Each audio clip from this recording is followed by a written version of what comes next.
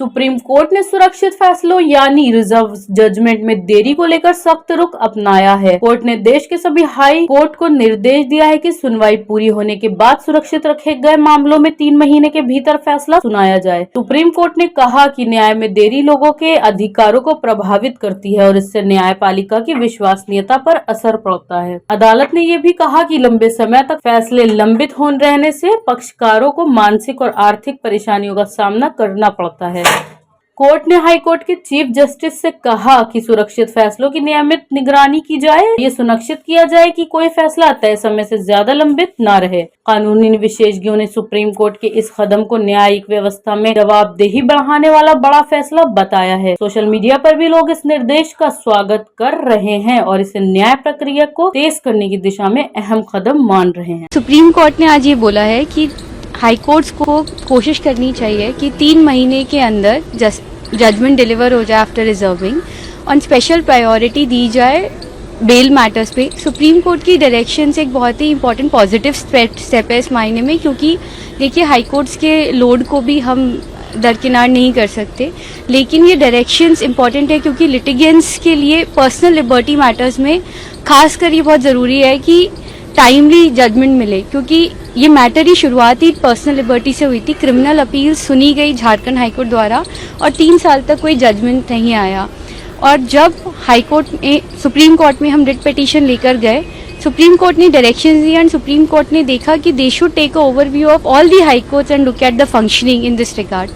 So these are positive directions and of course we are very grateful to the high courts for giving us all the data and providing information and be so cooperative, because उसके बिना आज ये guidelines भी पास नहीं हो पाती। Ma'am bell का जो मैटर है आम आदमी को का कंसर्न वही होता है, तो उस पर सुप्रीम कोर्ट ने क्या दिशा निर्देश दिए हैं? बेल मैटर्स किस तरह से डील होंगे और उसका क्या असर होगा, आपको क्या दिखता है?